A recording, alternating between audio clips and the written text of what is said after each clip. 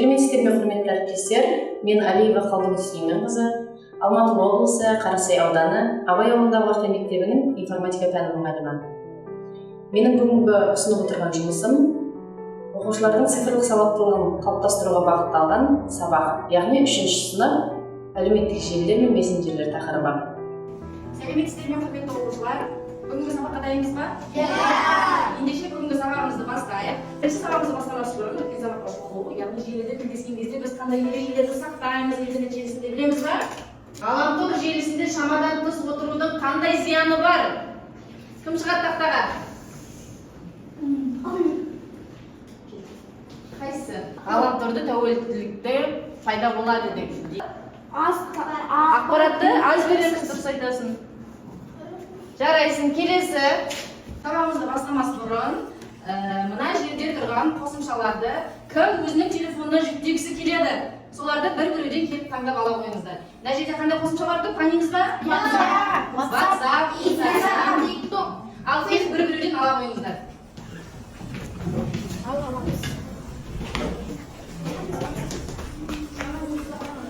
Екінші топтың оқушылары мына жерге, үшінші топтың оқушылары осы жерге отыра қойыңыздар. Сіздердің алдарыңызға 3 топқа мынандай 3 түрлі смартфон беремін. Бұл смартфон сіздерге не үшін керек? Бұл смартфонға әр топтан оқушы тапсырма орындаған кезде, белсенділік танытқан кезде, сұрақтарға жауап берген кезде мынандай кішкентай қосымшаларды осы жерге жабыстырасыздар. Яғни соңында мына сіздердің телефондарыңыз кәдімгі өздеріңіздің қолдарыңыздағы телефонға ұқсайтын ішінде әртүрлі қосымшалары бар телефон болып шыға келеді. Жақсы ма, түсінікті ма? Ал ендеше мына бірінші топтың смартфоны, екінші топтікі, үшінші топтікі. Біздер жаңа топқа бөлдік, мынандай қосымшалар арқылы топтарға бөлдік. Қосымша? Дұрыс айтасыңдар. Мынау? WhatsApp. Бұны не үшін қолданамыз? Сөйлесу үшін. Твиттер, дұрыс айтасың. Енді балалар, осы барлығының ортақ қандай сөз айтуға болады? Мыналардың бәрімізді не деп айтамыз? Әлеуметтік желі немесе дұрыс айтасың, мессенджер, яғни мессенджер деген қосымшаны мессенджерлер деп айтамыз. Дұрыс айтасыздар балалар. Бүгінгі біздің сабағымыздың тақырыбы әлеуметтік желілер мен мессенджерлер. Енді балалар, қазір біз өткен сабақта желіде тілдесу деген тақырыпты өткен болатынбыз, яғни почта арқылы тілдесу, тағы басқа да қосымшалар арқылы тілдесу. Енді біздің электронды почтамызға хат келіп тұр екен. Қандай хат екен оны оқиық? Бұл жерде бізде хатта, электронды почтаға келген хатта сабағымыздың мақсаты жазылған екен. Сабағымыздың мақсаты не дейді? Жоба бойынша бірлесіп жұмыс істеу үшін мессенджерлерді пайдалану, желіде ақпарат алмасу жолдарын түсіндіру және интернет желісінде жұмыс істеуде жеке қауіпсіздігінің негізгі ережелерін ескеру дейді. Мінекей балалар, бұл біздің сабағымыздың мақсаты. Сабағымыздың мақсатын көздеген санамызға іліп қоямыз, яғни біз сабақтың соңында осы мақсатымызға жетуіміз керек. Мына мақсаттарды бүгінгі практикалық тапсырмаларда орындайтын боламыз. Балалар, ендеше біз бүгінгі сабағымызды бастаймыз. Әлеуметтік желілер мен мессенджерлер. Мына суреттердің атауларын білеміз ғой, Facebook, Instagram, WhatsApp. Facebook'ta не істейміз? Оны көреміз. Instagram. Ол жерден біз керек нәрселерімізді және өзімізге ұнайтын және керек заттарды ғана көреміз. Сосын үйренеміз дедік. Жоба бойынша бірлесіп жұмыс істеу үшін осы мессенджерлерді қолданамыз. Желіде ақпарат алмасу жолдарын үйренеміз. Қалай ақпарат алмасамыз? Интернетте. Инстаграмға саламыз, оны екінші адам көреді. Ол демек ақпарат алмасу деген сөз, Интернет желісінде жұмыс істеуде жеке қауіпсіздігінің негізгі ережелерін сақтау. Интернетте қауіпсіздік ережелерін міндетті түрде сақтауымыз керек. Қандай ережелер бар деді жаңа? Сақтау керек. Тағы?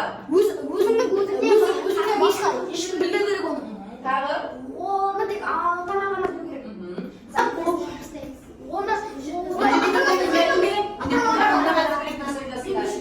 Және кез келген сілтемелерді басып кіруге болмайды. Мына суреттегі Instagram, Twitter, Facebook бұлар әлеуметтік желі. Ал WhatsApp әлеуметтік желі емес. WhatsApp не? Мессенджер. Демек мессенджерлерге екі адам немесе достарымен хабарласу арқылы, ортақ чат ашып бір жерде бір-бірімен әңгімелесу арқылы жасалынатын қосымшаны мессенджер деп айтады да. Ал Instagram, Twitter, Facebook деген ол ақпарат алмасуға арналған желі. Бұларды біз әлеуметтік желі деп айтамыз. Бұларды біз мессенджер деп айтпаймыз. Түсінікті ма балалар? Мессенджер мен әлеуметтік желінің айырмашылығын білдік па? Түсіндік па? Жақсы. Кез келген ақпаратты интернеттен аламыз, интернеттен іздейміз, жаңалықтарды интернет арқылы оқимыз, қараймыз, Google-дан, YouTube-дан дұрыс айтасыңдар. Сол себепті біз қазір цифрлық қоғамда өмір сүріп жатырмыз деп айтуға болады. Сен шығызамыз бала. Жақсы балалар, мессенджер мен әлеуметтік желілерді ажырата аламыз ба? Мессенджерге қандай қосымшалар жатқызамыз? Instagram. Жоқ.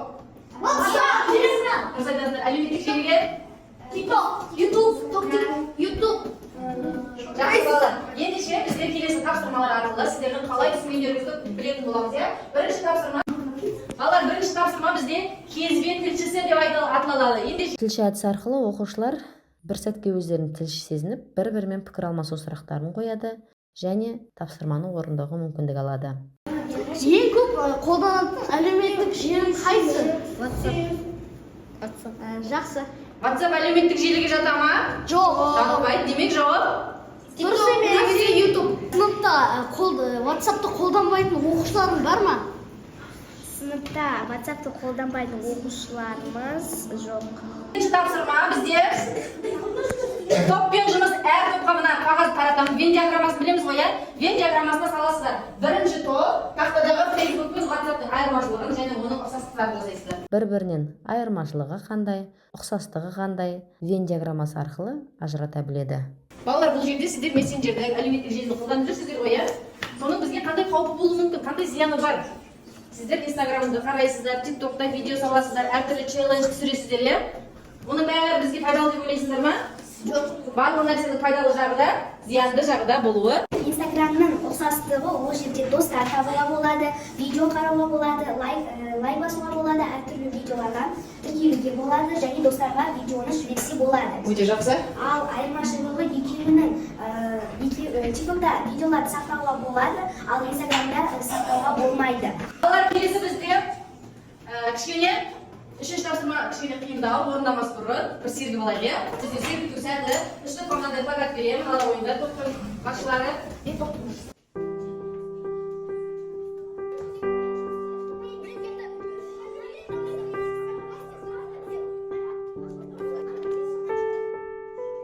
Балалар, бізде келесі тапсырма, жеке тапсырма, яғни саралау тапсырмалары. Әлеуметтік желі мен мессенджерді қолданудың қандай қаупі бар, қысқаша дәптерге жазамыз. Үшінші тапсырма, интернет желісінен қолдарыңыздағы телефон арқылы мессенджердің пайда болу тарихын іздейсіздер да, соны ортақ чатымызға маған жібересіздер, мен отырған чатқа. Жақсы ма? Ал кеттік, бірінші тапсырмаға күн дайын. Айта ғой, Асқар. Біз интернетте отырған кезде, мысалы бізге біреу звондауы мүмкін, WhatsApp-қа біреу жазуы мүмкін, біз бармайтын біреу. Біз оны жауап берсе, ол саған жазамыз.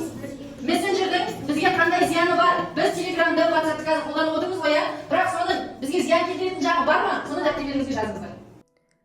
Пәнаралық байланыс ретінде оқушылар осы сабақта үйренген дүниелерін басқа да гуманитарлық бағыттағы пәндерде тапсырма орындау барысында қолдана алады. Мысалы, кез келген ақпаратты әлеуметтік желі болсын, интернет желісі болсын, ақпаратты іздеп және сол ақпаратты мессенджер арқылы сыныптастарымен немесе оқытушымен бөлісе алады.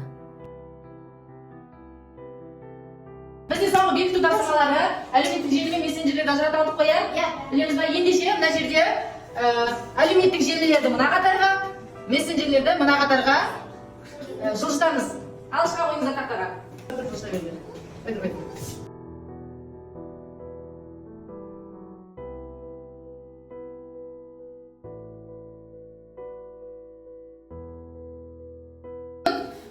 Кері байланыстарыңызды маған жинап бере қойыңыздар. Мен бүгін сабаққа күшті атсалысып отырған, жақсы қатысып отырған оқушыларға мынандай жүректен лайк бергім келіп тұр.